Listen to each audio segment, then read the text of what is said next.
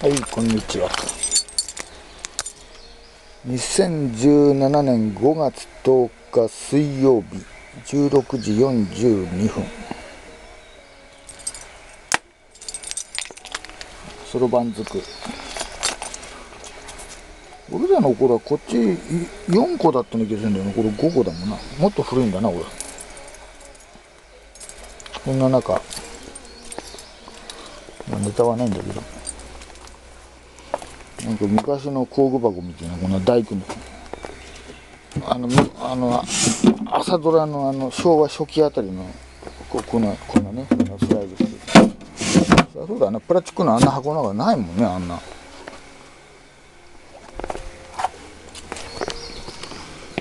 ネタがねえなら取るなって言われるけど。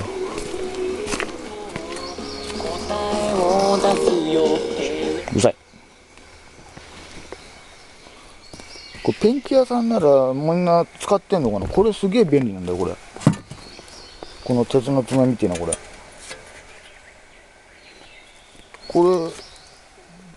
蓋開けるときにザクザクザクとそのコーナーを4回やりゃ開いちゃうんだよ。今までなんかだって俺スクレーパーでコンコンコンコンハンマーでやってたけど、たまにこういう使えるもの分かっててやめちゃう。こういうの捨てねえもん。そりゃそうだな、自分が使うもの捨てねえよな。人が使うもんばっか捨てやがって、お前。あとまあちょっと話が違うんだけど、この間ペンキ屋さんじゃないけど、知り合いのペンキ屋さん、ほら杖、おじいちゃんおばあちゃんが使うの杖いっぱいあるよって言ったんだけど、それはおふくろにはそんな中古の杖は、使わせられないよって言ってたのと一緒で、こういうほらこんなんだってこれまだ乗れんだよ、これ乗れんだけど、自分の可愛い子供にこんなよたよたなこんなのねえ、やっぱ親は乗せたくないんだろうなと思ってさ。それは新しい綺麗な、これ塗装でもすればどうかしんねえけど、そういうのがいっぱいあるよ。暇だからテレビばらそうかなと思って。なんかね、今日雨っつうか霧みてえな、なんかすげえ変な感じ、天気がずっと霧雨的な。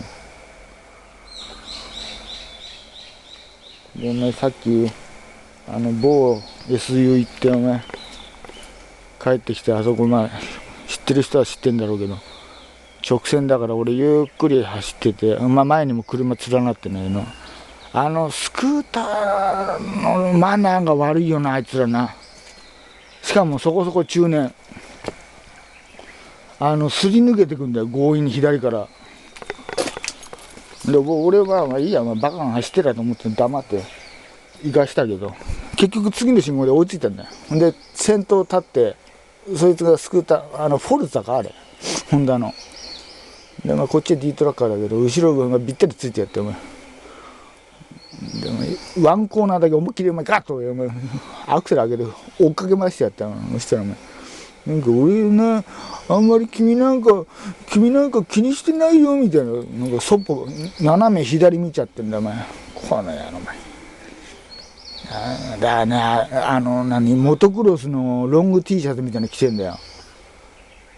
そうだお前、そこそこモータースポーツやってて、そんな一般のね車のドライバーをなんかビクッとさせるような運転どうだと思うけどな。なんであんなに抜きたいんだろう、左から。まだね、こっちは悪いけど旧車会の連中の方がまだいいかもしれないよ。音うるさいし、右からわーって行くし、法律的にはどうか知んねえけど、静かなバイクで左からふわっと来んの、あれやばい。わかんねえんだろうな、ああいうの。どこにもどいつもこいつもバカが多いからよ、気をつけてよ。以上です。